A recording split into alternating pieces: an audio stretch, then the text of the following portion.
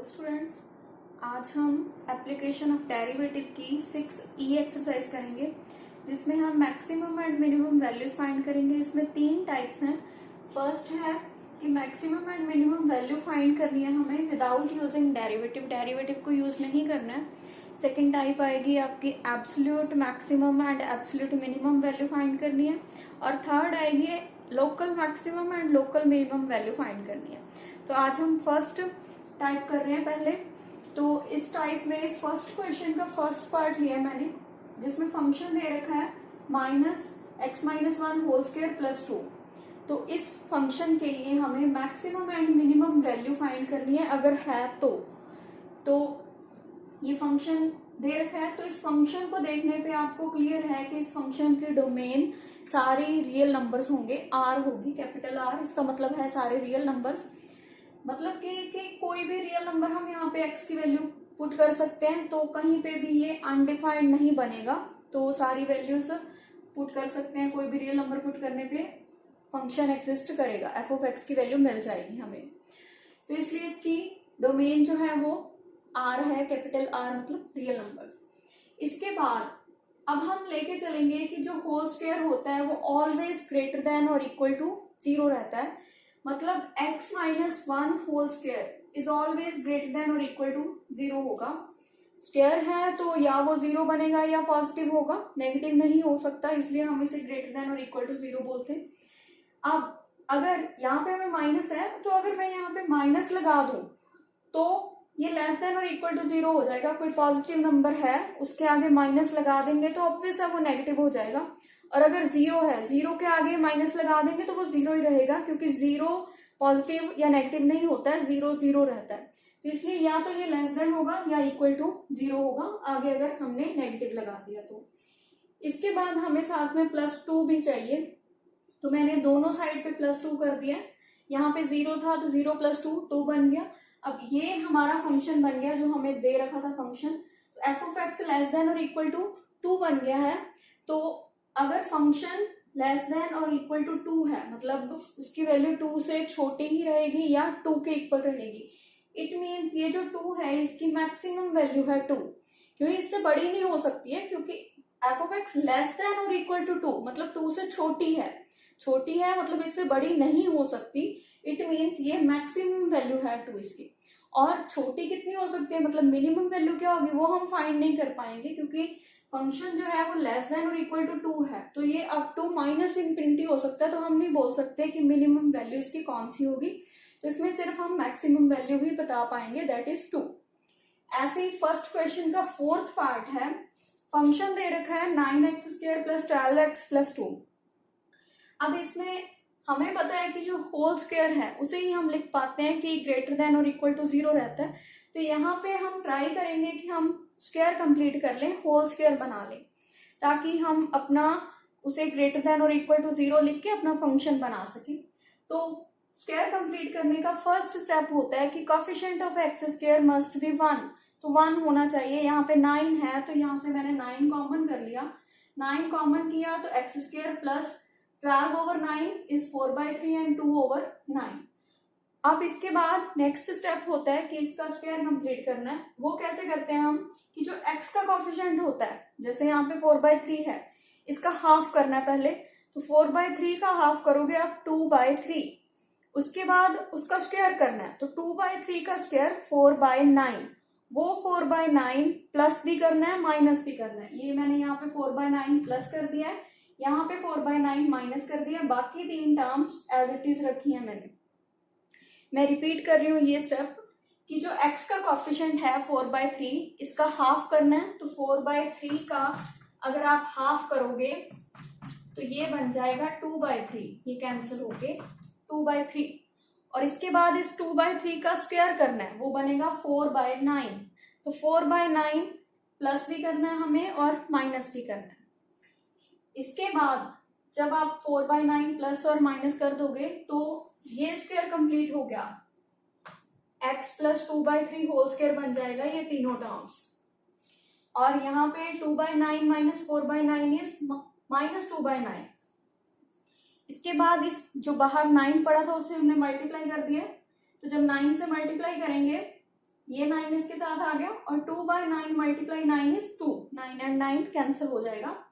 इसके बाद अब हमें होल स्क्वायर मिल गया, तो हम बोल सकते हैं कि जो होल स्क्वायर होता है that is always greater than और इक्वल टू 0 रहता है, मतलब x+2/3 whole square is always greater than और इक्वल टू 0 है।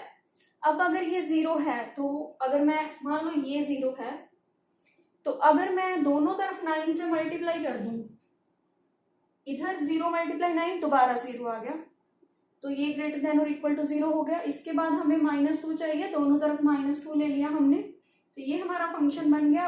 F of x is greater than और इक्वल टू -2 है कि फंक्शन -2 से बड़ा होना चाहिए या -2 के इक्वल होना चाहिए।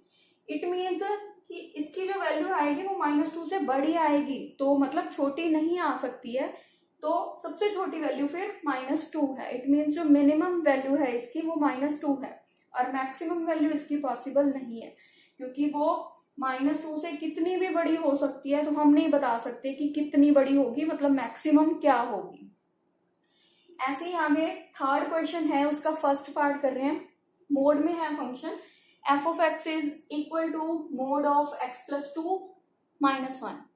तो यहाँ पे भी हम एक कंडीशन लेके चलेंगे, एक रिजल्ट लेके चलेंगे कि जो मोड होता है उसकी वैल्यू ऑलवेज पॉजिटिव रहती है। It means mode of x+2 is always greater than और इक्वल टू 0, ज्यादा से ज्यादा 0 हो जाएगी, मतलब नेगेटिव नहीं होती है।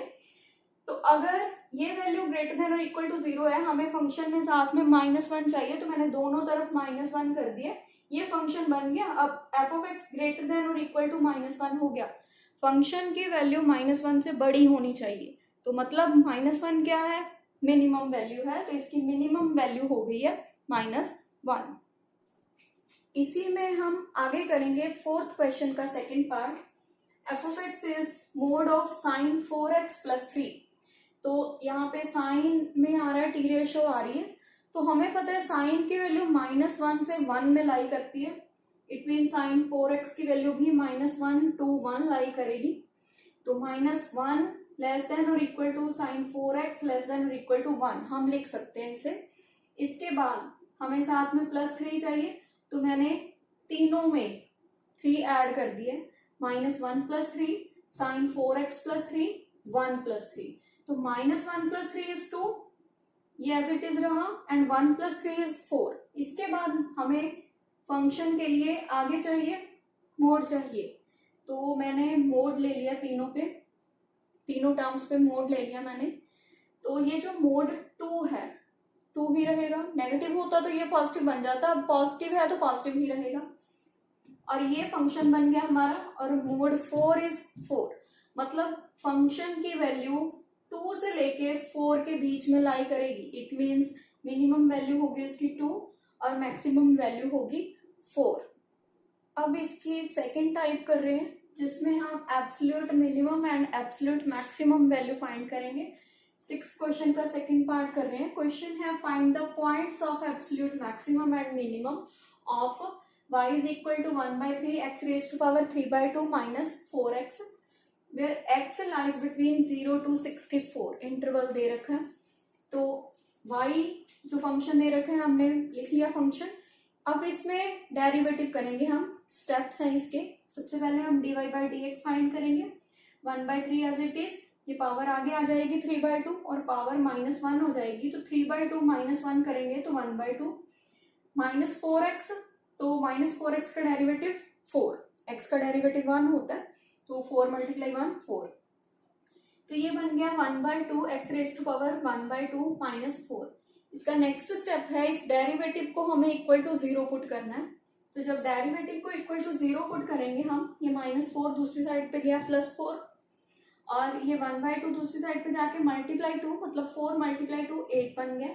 इसके बाद ये स्क्वायर रूट है, 1/2 का मतलब होता है पावर, 1/2 का मतलब होता है स्क्वायर रूट, तो स्क्वायर रूट दूसरी साइड पे जाके स्क्वायर बन जाएगा, तो 8² 64, मतलब x की वैल्यू मिल गई हमें 64।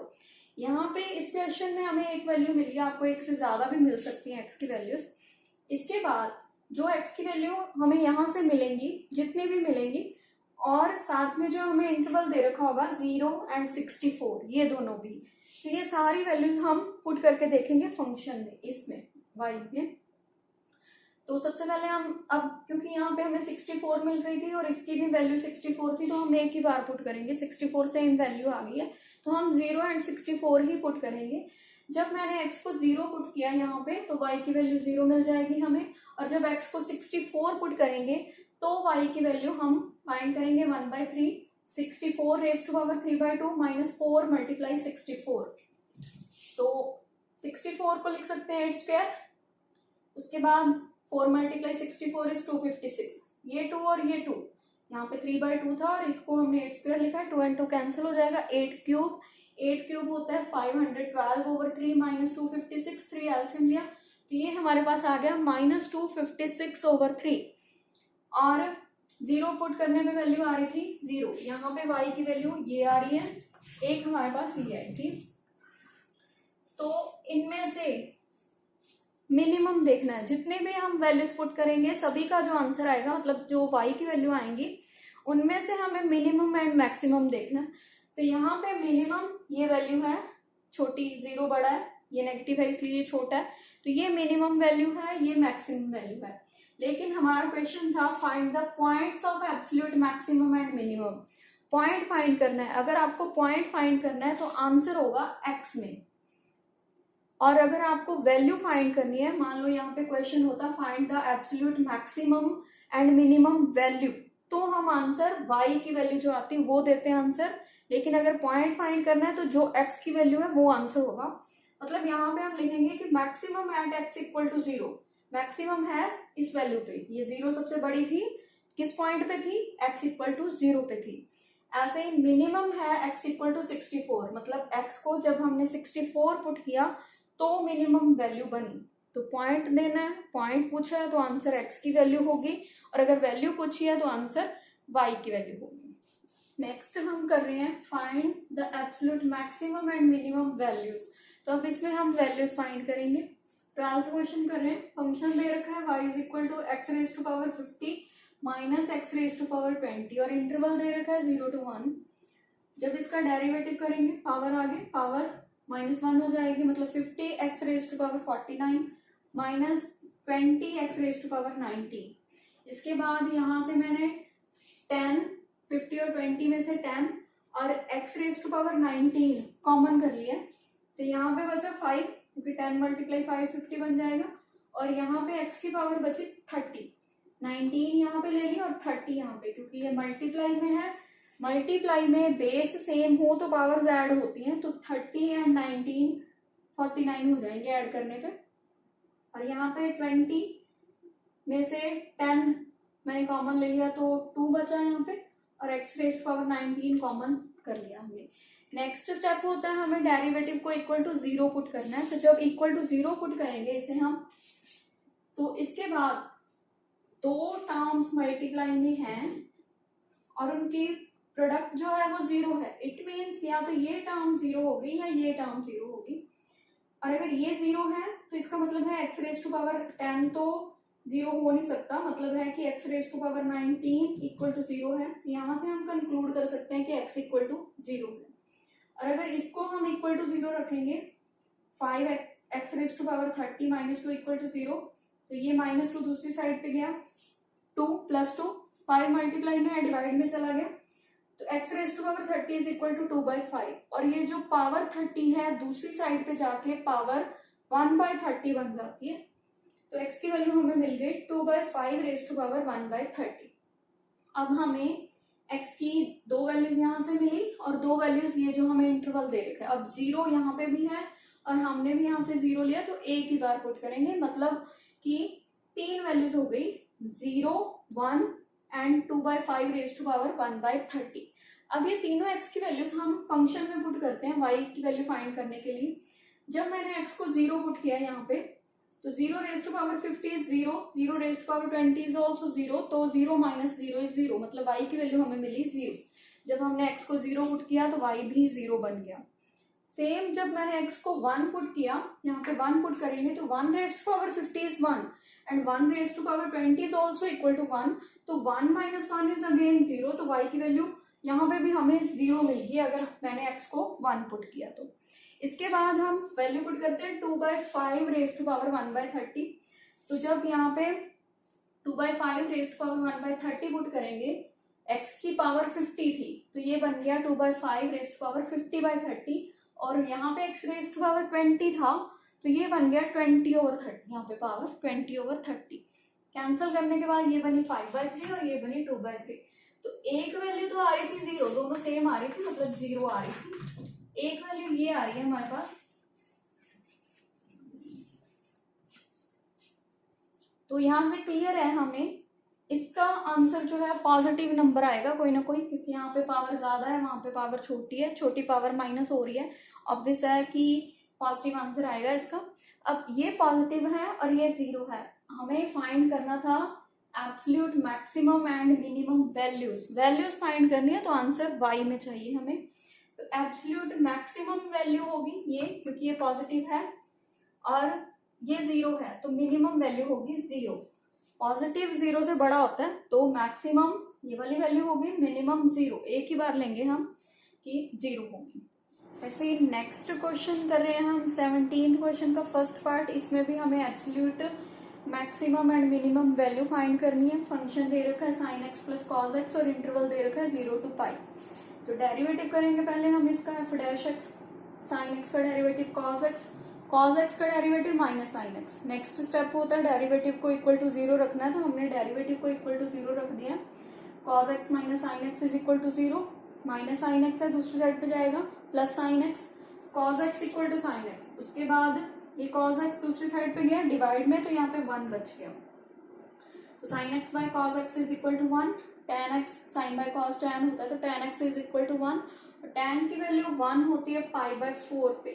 हम यहाँ पे जो x की वैल्यू लेंगे वो इसी इंटरवल के बीच में लेंगे, मतलब 0 से लेके पाई तक ही हमें देखना है कि किन किन वैल्यू पे tan x की वैल्यू 1 होती है, वो सिर्फ π/4 ही होगा। तो अब हमारे पास 3 वैल्यूज हो गई हैं, 0, पाई एंड π/4।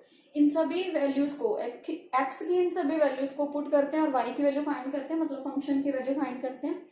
जब मैंने x को 0 पुट किया तो sin 0 plus cos 0, sin 0 is 0 and cos 0 is 1, तो y इक्वल टू 1 मिल गया हमें। और जब π/4 पुट किया तो sin π/4 plus cos π/4, 1/√2 plus 1/√2 is 2/√2, cancel करके √2, तो y की वैल्यू यहाँ से हमें मिली √2। इसके बाद पाई पुट करेंगे, तो जब पाई पुट किया sin पाई प्लस cos पाई, sin पाई 0 होता है, cos पाई -1 होता है, तो यहाँ पे y की वैल्यू हमें मिल गई -1। अब इन तीनों में से हम देखेंगे कि मैक्सिमम कौन सी है, तो इन तीनों में से मैक्सिमम है √2, क्योंकि √2 की वैल्यू होती है 1.4, तो मतलब 1 से ग्रेटर है, यहाँ पे 1 था तो मैक्सिमम ये √2 है, तो इट मीन्स एब्सोल्यूट जो मैक्सिमम वैल्यू है वो है √2। इसके बाद यहाँ इन तीनों में से मिनिमम वैल्यू है -1, it means minimum absolute value है -1।